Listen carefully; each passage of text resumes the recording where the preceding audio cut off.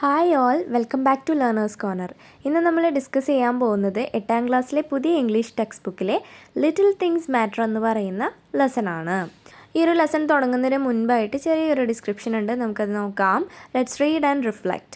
We have learned about the different stages of life. അപ്പം നമ്മൾ ഈ ഒരു ലെസൻ്റെ തൊട്ട് മുൻപ് പഠിച്ചിട്ടുള്ള ലെസൺ എന്ന് പറയുന്നത് ദ 7 ഏജസ് ഓഫ് മാൻ എന്ന് പറയുന്ന പോമാണ്. അപ്പോൾ അതിൽ നമ്മൾ ജീവിതത്തിന് 7 സ്റ്റേജസ് ഉണ്ടെന്ന് പഠിച്ചിട്ടുണ്ട്. അപ്പോൾ അതാണ് ഇവിടെ പറയുന്നത്. We have learned about the different stages of life. ജീവിതത്തിൻ്റെ വ്യത്യസ്ത സ്റ്റേജുകളെക്കുറിച്ച് നമ്മൾ പഠിച്ചു അല്ലേ. Have you ever thought about the duties of each stage? എന്താ പറയുന്നത്? നിങ്ങൾ എപ്പോഴെങ്കിലും ചിന്തിച്ചിട്ടുണ്ടോ ജീവിതത്തിൻ്റെ ഓരോ സ്റ്റേജസിലും നമ്മൾ ചെയ്യേണ്ട ഡ്യൂട്ടികളെക്കുറിച്ച്? In this excerpt from APJ Abdul Kalam's memoir, a young boy begins to understand this. അപ്പോൾ നമുക്ക് പഠിക്കാനുള്ളത് എന്താണ്? APJ അബ്ദുൽ കലാമിൻ്റെ ഒരു മെമ്മയറാണ്. മെമ്മർ എന്ന് വെച്ചാൽ എന്താണ്?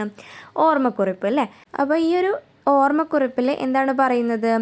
Young boy begins to understand this. ഒരു കുഞ്ഞു ബോയ്, ഒരു യങ് ആയിട്ടുള്ള ബോയ് ഈ ഒരു കാര്യം അണ്ടർസ്റ്റാൻഡ് ചെയ്യണം, മനസ്സിലാക്കാൻ തുടങ്ങുകയാണ്. ഓക്കെ, എന്ത് കാര്യം? ജീവിതത്തിലെ ഓരോ സ്റ്റേജിലെയും ഓരോ ഡ്യൂട്ടികളെ പറ്റിയും മനസ്സിലാക്കാൻ തുടങ്ങുകയാണ്. At a tender age, he forges his own bonds of life and evolves into a responsible member of the family, playing his role with pride and joy. അപ്പം അവൻ്റെ ചെറിയ പ്രായത്തിൽ തന്നെ അവൻ എന്താണ്? അവൻ്റെ ജീവിതത്തിലെ ബന്ധങ്ങളെക്കുറിച്ച് മനസ്സിലാക്കുന്നു. അവൻ്റെ കുടുംബത്തിലെ തന്നെ ഒരു റെസ്പോൺസിബിൾ മെമ്പറായിട്ട് അവൻ മാറുകയാണ്. ആ ഒരു കാര്യം വളരെ അഭിമാനത്തോടും സന്തോഷത്തോടും കൂടിയാണ് അവൻ ചെയ്യുന്നത്. ഇതാണ് പറയുന്നത് കേട്ടോ. ഇനി നമുക്ക് ലെസണിലേക്ക് വരാം. Little thing matters. Every morning a large pile of newspapers in English and Tamil is delivered to me. അപ്പോൾ എന്താണ്? എല്ലാ ദിവസവും രാവിലെ a large pile of newspaper. Large pile എന്ന് പറഞ്ഞാൽ ഒരു വലിയ കൂമ്പാരം of newspapers in English and Tamil is delivered to me. അപ്പോൾ എന്താണ്? എല്ലാ ദിവസവും രാവിലെ ഒരു കൂട്ടം ന്യൂസ് പേപ്പർ, അത് ഇംഗ്ലീഷിലും തമിഴിലും ഉള്ളത് എന്താണ്? APJ അബ്ദുൽ കലാമിന് കിട്ടും. During my travels abroad I stay in touch with news from India. അപ്പം അദ്ദേഹം എന്താണ്? അബ്രോഡിലേക്കൊക്കെ പുറത്തേക്കൊക്കെ ട്രാവൽ ചെയ്യുന്ന സമയത്ത് ഇന്ത്യയുമായിട്ട് ഒരു ടച്ച് കീപ്പ് ചെയ്യാൻ വേണ്ടിയിട്ട്, അല്ലെങ്കിൽ ഇന്ത്യയിൽ എന്തൊക്കെ കാര്യങ്ങളാണ് നടക്കുന്നതെന്ന് അറിയാൻ വേണ്ടിയിട്ട് ഈ ന്യൂസ് പേപ്പർ അദ്ദേഹത്തിന് സഹായമായിട്ട് വരും. I do this by going online to read news articles and editorials in magazines and papers. അപ്പം ഇന്ത്യയിൽ നടക്കുന്ന കാര്യങ്ങൾ അറിയാൻ വേണ്ടിയിട്ട് അദ്ദേഹം ഓൺലൈനായിട്ടുള്ള മാധ്യമങ്ങളെയും യൂസ് ചെയ്യാറുണ്ട്. ഓൺലൈൻ ന്യൂസ് ആർട്ടിക്കിൾസും എഡിറ്റോറിയൽസും പേപ്പേഴ്സും എല്ലാം അദ്ദേഹം വായിക്കാറുണ്ട് എന്നാണ് പറയുന്നത്. I was born in the year 1931. അപ്പോൾ അദ്ദേഹം ജനിച്ചത് എന്നാണ്? 1931. When I was about 8, world war second broke out. അപ്പം എന്താണ്? അദ്ദേഹത്തിന് 8 വയസ്സായ സമയത്ത് എന്ത് സംഭവിച്ചു? World war second broke out, 2ാം ലോക മഹായുദ്ധം പൊട്ടിപ്പുറപ്പെട്ടു. Daily life however remained fairly unaffected initially, particularly for us in the southern tip of the country. അപ്പോൾ എന്താണ്? ആളുകളുടെ ദൈനംദിന ജീവിതം, ഡെയിലി ലൈഫിൽ ഈ ഒരു യുദ്ധത്തിൻ്റേതായ പ്രശ്നങ്ങളൊന്നും ഇനീഷ്യൽ സ്റ്റേജിൽ, അതായത് തുടക്ക കാലഘട്ടത്തിൽ ബാധിച്ചിരുന്നില്ല, അൺഅഫക്റ്റഡ് ആയിരുന്നു. Particularly for us in the southern tip of the country, അതായത് പെർട്ടിക്കുലർലി പ്രത്യേകിച്ചും for us in the southern tip of the country, രാജ്യത്തിൻ്റെ, ഇന്ത്യ മഹാരാജ്യത്തിൻ്റെ തെക്ക് ഭാഗത്ത് ജീവിച്ചിരുന്ന ആളുകൾക്ക് പ്രത്യേകിച്ചും ഈ ഒരു എന്താണ് 2ാം ലോക മഹായുദ്ധത്തിൻ്റെ ആദ്യ കാലഘട്ടത്തിൽ ആ ഒരു യുദ്ധത്തിൻ്റേതായ പ്രശ്നങ്ങളൊന്നും ബാധിച്ചിരുന്നില്ല എന്നാണ് പറയുന്നത് കേട്ടോ. The only source of information about the outside world was the newspaper. അപ്പം പുറം ലോകത്തെക്കുറിച്ച് അറിയാനുള്ള ആകെ ഒരു സോഴ്സ് എന്ന് പറയുന്നത് എന്താണ്? ന്യൂസ് പേപ്പറാണ്. Okay, the agency that distributed newspapers was run by my cousin Samsuddin. അപ്പോൾ ഈ ഒരു ന്യൂസ് പേപ്പറിൻ്റെ ഏജൻസി, ന്യൂസ് പേപ്പർ ഡിസ്ട്രിബ്യൂട്ട് ചെയ്യുന്നതിൻ്റെ ഏജൻസി റൺ ചെയ്തുകൊണ്ടിരുന്നത്, അതായത് നടത്തിയിരുന്നത് APJ അബ്ദുൽ കലാമിൻ്റെ കസിനായിട്ടുള്ള സംസുദ്ദീനാണ്. Along with Jalaluddin, he was a big influence in my early life. അപ്പോൾ ജലാലുദ്ദീൻ എന്ന് പറയുന്ന വ്യക്തി നമ്മളുടെ APJ അബ്ദുൽ കലാമിൻ്റെ ചെറുപ്പ കാലഘട്ടത്തിൽ അദ്ദേഹത്തിനെ വളരെയധികം ഇൻഫ്ലുവൻസ് ചെയ്തിട്ടുള്ള ഒരാളായിരുന്നു, അതായത് സ്വാധീനിച്ചിട്ടുള്ള ഒരാളായിരുന്നു. അപ്പം എലോങ് വിത്ത് ജലാലുദ്ദീൻ എന്നാണ് പറഞ്ഞിട്ടുള്ളത്. അപ്പോൾ ജലാലുദ്ദീനോടൊപ്പം തന്നെ തൻ്റെ കസിനായിട്ടുള്ള സംസുദ്ദീനും ഈ APJ അബ്ദുൽ കലാമിൻ്റെ ഏർലി ലൈഫിനെ വളരെയധികം ഇൻഫ്ലുവൻസ് ചെയ്തിട്ടുണ്ടായിരുന്നു, അതായത് സ്വാധീനിച്ചിട്ടുണ്ടായിരുന്നു എന്നാണ് പറയുന്നത്. Samsudeen had great affection for me and encouraged me in so many ways that he became a guide light for me. അപ്പോൾ എന്താ പറയുന്നത്, സംസുദ്ദീന് നമ്മളുടെ APJ അബ്ദുൽ കലാമിനോട് വളരെയധികം സ്നേഹമായിരുന്നു. അഫെക്ഷൻ എന്ന് പറഞ്ഞാൽ സ്നേഹം. അപ്പം വളരെയധികം അഫെക്ഷൻ ഉണ്ടായിരുന്നു, സ്നേഹമുണ്ടായിരുന്നു APJ അബ്ദുൽ കലാമിനോട്. അത് മാത്രമല്ല, encouraged me in so many ways. Encourage ചെയ്യുക എന്ന് പറഞ്ഞാൽ എന്താണ്, പ്രോത്സാഹിപ്പിക്കുക അല്ലേ.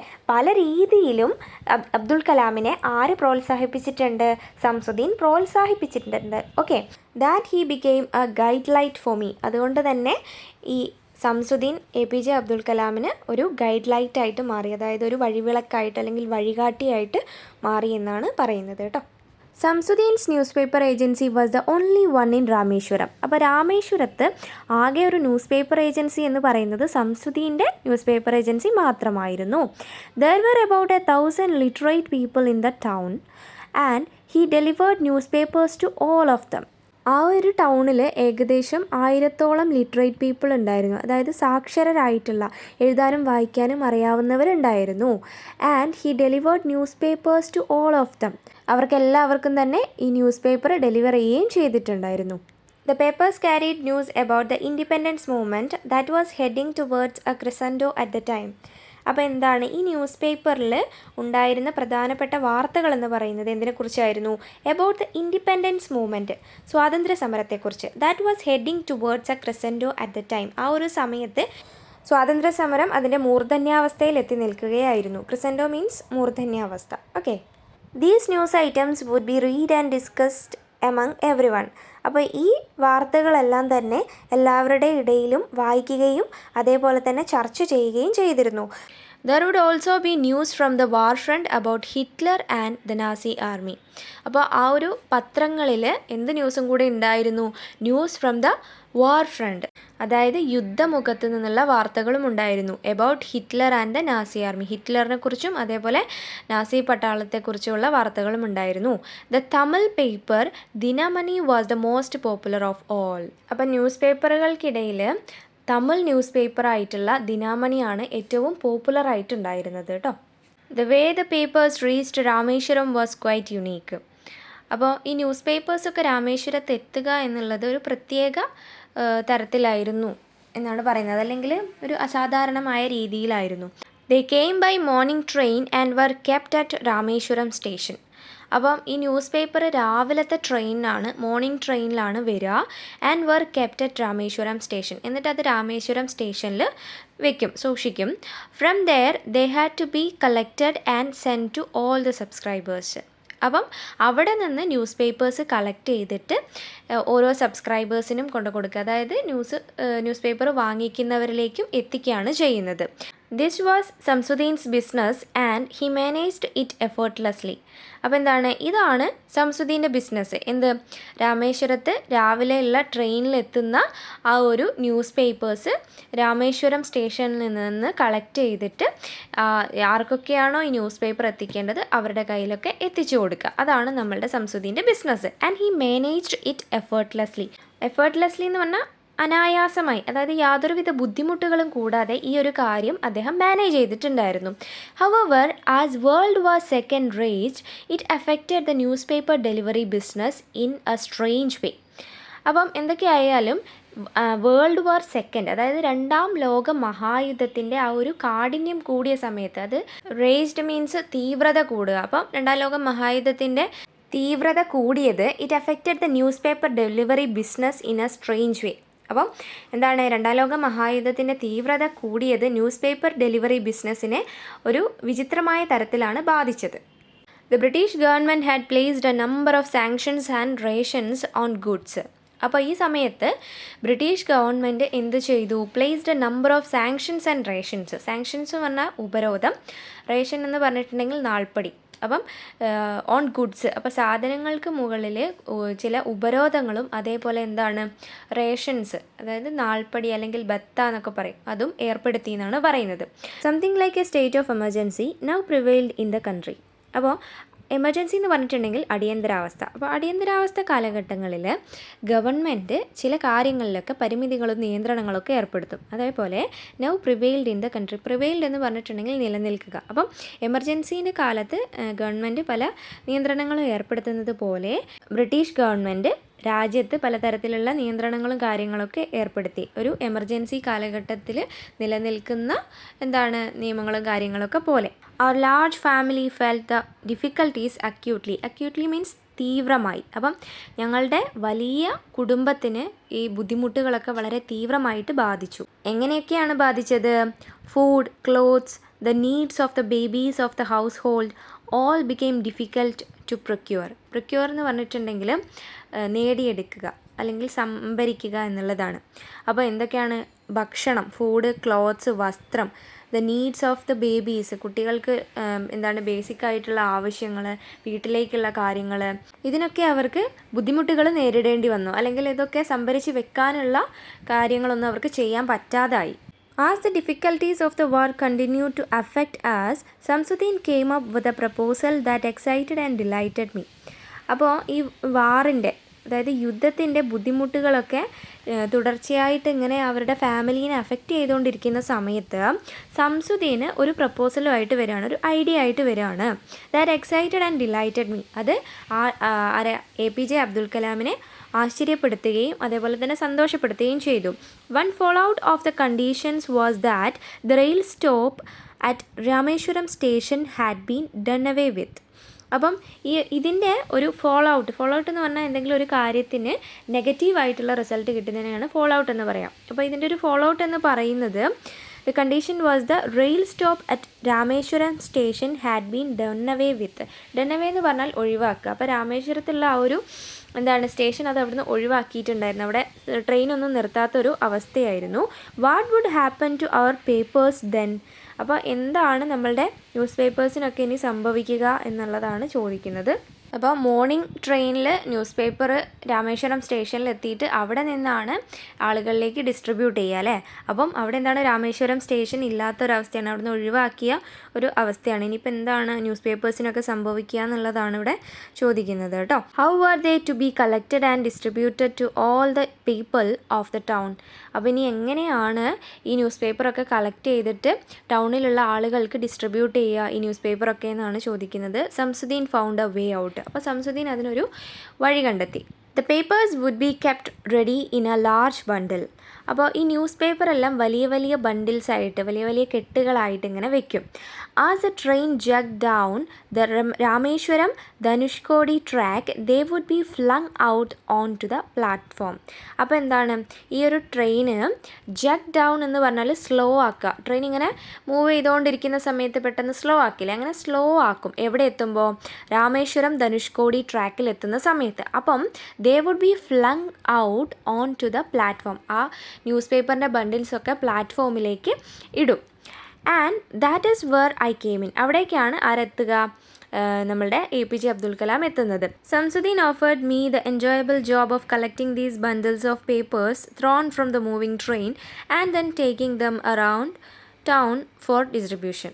അപ്പോൾ എന്താണ് സംസുദ്ദീൻ നമ്മളുടെ APJ അബ്ദുൽ കലാമിന് ഓഫർ ചെയ്തിട്ടുള്ള ഒരു ജോബാണിത്. എൻജോയബിൾ ജോബാണെന്നാണ് പറയുന്നത്. വളരെ സന്തോഷത്തോടു കൂടി ചെയ്യുന്ന ഒരു ജോബാണെന്നാണ് പറയുന്നത്. എന്താണ് job? Collecting these bundles of papers drawn from the moving train. അപ്പം ഈ മൂവ് ചെയ്തുകൊണ്ടിരിക്കുന്ന ട്രെയിനിൽ നിന്ന് പുറത്തേക്ക് എറിയുന്ന ഈ ന്യൂസ് പേപ്പറിൻ്റെ ബണ്ടിൽസ് എന്ത് ചെയ്യണം? കളക്ട് ചെയ്യണം. എന്നിട്ടോ and then taking them around town for distribution. എന്നിട്ട് ടൗണിൽ കൊണ്ടുപോയിട്ട് ആളുകൾക്ക് ഇതൊക്കെ ഡിസ്ട്രിബ്യൂട്ട് ചെയ്യണം. അതാണ് ജോലി. Okay. My enthusiasm no bounds. Enthusiasm എന്ന് പറഞ്ഞിട്ടുണ്ടെങ്കിൽ അത്യുത്സാഹം. ഓക്കെ. നോ ബൗണ്ട്സ് എന്ന് പറഞ്ഞാൽ അതിരുകൾ. അപ്പോൾ എൻ്റെ ഉത്സാഹത്തിന് അതിർവരമ്പുകളൊന്നും ഉണ്ടായിരുന്നില്ല. I was only 8 but I was going to contribute in a meaningful way to the household income. അപ്പം എനിക്ക് 8 വയസ്സേ ഉള്ളൂ, പക്ഷേ എന്താണ് I was going to contribute in a meaning way to the household income. എൻ്റെ വീട്ടിലെ വരുമാനത്തിലേക്ക് ഒരു meaning ആയിട്ടുള്ള ഒരു അർത്ഥവത്തായിട്ടുള്ള രീതിയിൽ ഒരു കോൺട്രിബ്യൂഷൻ നൽകാൻ എനിക്ക് പറ്റും, അല്ലെങ്കിൽ ഞാനത് നൽകാൻ വേണ്ടി പോവുകയാണ് ഈ ഒരു ജോലി ചെയ്തിട്ട് പണം നേടിയിട്ട്. For many days, I had noticed the amount of food on my mother and grandmother's plates becoming lesser and lesser as they divided the portions between all of us. അപ്പം കുറേ ദിവസമായിട്ട് അദ്ദേഹം ശ്രദ്ധിക്കുന്ന ഒരു കാര്യമാണ്, അദ്ദേഹത്തിൻ്റെ അമ്മയുടെയും അതേപോലെ തന്നെ അമ്മൂമ്മയുടെയും പ്ലേറ്റിലെ ഭക്ഷണത്തിൻ്റെ അളവ് കുറഞ്ഞു വരികയാണ്. എല്ലാവർക്കും ഓരോരോ പോർഷൻ ഡിവൈഡ് ചെയ്തതിന് ശേഷമാണ് ഒരു പക്ഷേ അവർക്കുള്ള ഭക്ഷണം എടുക്കുന്നുണ്ടാവുക. അതുകൊണ്ട് എന്താണ്, അവരുടെ പ്ലേറ്റിലുള്ള ഭക്ഷണത്തിൻ്റെ ആ ഒരു പങ്ക്, അതിൻ്റെ അളവ് കുറഞ്ഞു വരുന്നതായിട്ട് ആര് ശ്രദ്ധിച്ചിട്ടുണ്ട്? APJ അബ്ദുൽ കലാം ശ്രദ്ധിച്ചിട്ടുണ്ട്. The children were always fed first and I don't remember any of us ever going hungry. അപ്പോൾ കുട്ടികൾക്കൊക്കെ ആദ്യം തന്നെ ഫുഡ് കൊടുക്കും. അപ്പം ഒരിക്കലും വിശന്ന് കിടന്നതായിട്ടൊരു ഓർമ്മ അദ്ദേഹത്തിനില്ല. Obviously the woman were compromising on their nutrition for us. അതായത് വീട്ടിലെ സ്ത്രീകൾ അല്ലെങ്കിൽ അമ്മമാർ അവരുടെ ന്യൂട്രീഷൻ, അതായത് പോഷകാഹാരം അല്ലെങ്കിൽ ഭക്ഷണം കുറച്ചേ ഉള്ളൂ, അപ്പോൾ അത് കൂടുതൽ കുട്ടികൾ കഴിക്കട്ടെ എന്ന് വിചാരിച്ച് അവർക്ക് ആദ്യം കൊടുക്കും. പിന്നെ അതിൻ്റെ ബാക്കിയുള്ളതിൽ എത്രയാണോ പങ്കുള്ളത് അത് മാത്രമാണ് അമ്മമാരായിക്കോട്ടെ ബാക്കിയുള്ള സ്ത്രീകൾ കഴിക്കുക വീട്ടിൽ, അല്ലേ? അതാണ് ഇവിടെ ഉദ്ദേശിക്കുന്നത്. I readily accepted Samsuddin's offer. Readily means പൂർണ്ണ മനസ്സോടുകൂടി അല്ലെങ്കിൽ പെട്ടെന്ന്. അപ്പം പെട്ടെന്ന് തന്നെ സംസുദ്ദീൻ്റെ ആ ഒരു ഓഫർ കലാം അക്സെപ്റ്റ് ചെയ്തു. അപ്പോൾ ഈ കാരണങ്ങൾ കൊണ്ടൊക്കെയാണ് എന്താണ്, വീട്ടിലേക്കൊരു ഇൻകം ആയിക്കോട്ടെ, എല്ലാവർക്കും ഒരേപോലെ ഭക്ഷണം കഴിക്കാനുള്ള ഒരു സാഹചര്യം വരട്ടെ എന്നൊക്കെ വിചാരിച്ചിട്ടായിരിക്കാം കലാം ഈ ഒരു ഓഫർ പെട്ടെന്ന് തന്നെ അക്സെപ്റ്റ് ചെയ്തത് കേട്ടോ. However, my new job had to be fitted into my regular routine. അപ്പോൾ എന്തൊക്കെയായാലും എൻ്റെ ഈ ഒരു പുതിയ ജോലി എൻ്റെ ദിനചര്യയിൽ അല്ലെങ്കിൽ എൻ്റെ എന്താണ് റെഗുലർ റൂട്ടീനിൽ ഫിറ്റ് ആവുന്നതായിരിക്കണം. My studies and school had to continue as before. മുൻപത്തെ പോലെ തന്നെ എൻ്റെ പഠനവും അതേപോലെ സ്കൂളും ഒക്കെ മുന്നോട്ട് കണ്ടിന്യൂ ചെയ്യാൻ പറ്റണം. The delivery business had to be accommodated amidst all these other activities.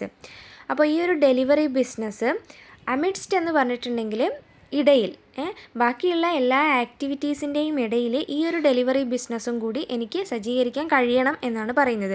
Among my siblings and cousins I had shown an early aptitude for mathematics. അതായത് എൻ്റെ സഹോദരങ്ങളുടെയും അതേപോലെ കസിൻസിൻ്റെയൊക്കെ ഇടയിൽ വളരെ ചെറിയ പ്രായത്തിൽ തന്നെ കണക്കിനോട് അല്ലെങ്കിൽ മാത്തമാറ്റിക്സിനോട് ഒരു അഭിരുചി, ഒരു വാസന ഞാൻ കാണിച്ചിട്ടുണ്ട്. My father had arranged for me to take tuitions from our mathematics teacher. അപ്പോൾ അതുകൊണ്ട് തന്നെ കലാമിൻ്റെ അച്ഛൻ അദ്ദേഹത്തിന് ട്യൂഷന് പോകാൻ വേണ്ടിയിട്ട്, മാത്തമാറ്റിക്സിന് ട്യൂഷന് പോകാൻ വേണ്ടിയിട്ടുള്ള കാര്യങ്ങൾ അറേഞ്ച് ചെയ്തിട്ടുണ്ടായിരുന്നു, ഒരു ടീച്ചറിനെ അറേഞ്ച് ചെയ്തിട്ടുണ്ടായിരുന്നു. However, my teacher had a condition that we students needed to reach his home at dawn after having taken a bath. അപ്പം എന്തൊക്കെയായാലും ആ ഒരു ടീച്ചറിന്, ആ മാത്തമാറ്റിക്സ് ടീച്ചറിന് ഒരു കണ്ടീഷൻ ഉണ്ടായിരുന്നു. അവരുടെ സ്റ്റുഡൻസ് എന്താണ്, ടീച്ചറിൻ്റെ വീട്ടിലെത്തേണ്ടത് എപ്പോഴാണ്? ഡോൺ എന്നാണ് പറഞ്ഞിട്ടുള്ളത്, പ്രഭാതം, രാവിലെ തന്നെ എത്തണം. After having taken a bath. അപ്പം കുളിച്ചതിന് ശേഷം വളരെ പുലർച്ചെ അല്ലെങ്കിൽ രാവിലെ തന്നെ ടീച്ചറിൻ്റെ വീട്ടിലെത്തണം ട്യൂഷനായിട്ട്. So for a year which was the duration of the tuition. അപ്പോൾ ഒരു വർഷം, അതാണ് ഡ്യൂറേഷൻ ഓഫ് ദ ട്യൂഷൻ എന്ന് പറയുന്നത്. I started my day while it was still dark outside. അപ്പം അദ്ദേഹത്തിൻ്റെ ഒരു ദിവസം തുടങ്ങുന്നത് പുറത്ത് സൂര്യൻ ഉദിച്ചിട്ടുണ്ടാവില്ല, സ്റ്റിൽ ഡാർക്ക് ഔട്ട്സൈഡ് എന്നാണ് പറഞ്ഞിട്ടുള്ളത്. പുറത്ത് ഇരുട്ട് തന്നെയായിരിക്കും, ആ സമയത്താണ് ഒരു ദിവസം തുടങ്ങുന്നത്. With my mother shaking me awake. അപ്പം അമ്മ ഇങ്ങനെ കുലുക്കി വിളിക്കുന്ന സമയത്താണ് ഞാൻ ഉണരുന്നത്. She herself would have risen before me and got my bath ready. അപ്പം അമ്മ അവൻ എഴുന്നേൽക്കുന്നതിന് മുൻപ് തന്നെ സ്വയം എഴുന്നേൽക്കും, എന്നിട്ട് അവന് കുളിക്കാനുള്ള കാര്യങ്ങളൊക്കെ ചെയ്തു കൊടുക്കും. She would then help me bath and send me on my way to my teacher's home. അപ്പോൾ അമ്മ അവനെ കുളിക്കാനൊക്കെ ഹെൽപ്പ് ചെയ്യും. അതിനുശേഷം ടീച്ചറിൻ്റെ വീട്ടിലേക്ക് അവനെ ട്യൂഷനായിട്ട് വിടും. There I would study for an hour and return by 5 AM. അപ്പം അവിടെ 1 മണിക്കൂറാണ് പഠിക്കുക. അതിന് ശേഷം റിട്ടേൺ ബൈ 5 AM, രാവിലെ പുലർച്ചെ 5 മണിക്ക് തന്നെ തിരിച്ചെത്തും. അപ്പോൾ 4 മണിക്കായിരിക്കും ട്യൂഷൻ സ്റ്റാർട്ട് ചെയ്യുന്നുണ്ടാവുക, അല്ലേ? അപ്പോൾ there I would study for an hour എന്നാണ് പറഞ്ഞിട്ടുള്ളത്. 1 മണിക്കൂർ അവിടെ പഠിക്കും. അപ്പോൾ 4 മണിക്ക് ചെന്നിട്ട് 1 മണിക്കൂർ അവിടെ പഠിക്കും. Return by 5 AM. 5 മണിയാകുമ്പം തിരിച്ച് വീട്ടിലെത്തും. By then my father would be ready to take me to the Arabic school nearby. അപ്പോൾ മാത്തമാറ്റിക്സ് ട്യൂഷൻ കഴിഞ്ഞ് വന്നതിന് ശേഷം കലാമിൻ്റെ അച്ഛൻ അദ്ദേഹത്തിന് എന്ത് ചെയ്യും, അറബിക് സ്കൂൾ അടുത്തുള്ള നിയർ ബൈ എന്നാണ് പറഞ്ഞിട്ടുള്ളത്. അപ്പോൾ അടുത്തുള്ള ഒരു അറബിക് സ്കൂളിൽ കൊണ്ടുചെന്ന് ആക്കും അറബി പഠിക്കാനായിട്ട്. ഓക്കെ, അപ്പോൾ ഇത്രയാണ് നമ്മൾ ഈ ഒരു വീഡിയോയിൽ പറയുന്നത്. സോ ഇതിൻ്റെ ബാക്കി ഭാഗം നമ്മൾ പെട്ടെന്ന് തന്നെ അപ്ലോഡ് ചെയ്യുന്നതായിരിക്കും. അപ്പോൾ ഈ ക്ലാസ് നിങ്ങൾക്ക് യൂസ്ഫുൾ ആയിട്ടുണ്ടെങ്കിൽ ഈ വീഡിയോ ഒന്ന് ലൈക്ക് ചെയ്യാനും അതേപോലെ നിങ്ങളുടെ കൂട്ടുകാരിലേക്ക് ഷെയർ ചെയ്യാനും ചാനൽ ഒന്ന് സബ്സ്ക്രൈബ് ചെയ്യാനും മറക്കല്ലേ. See you with another video. Thanks for watching.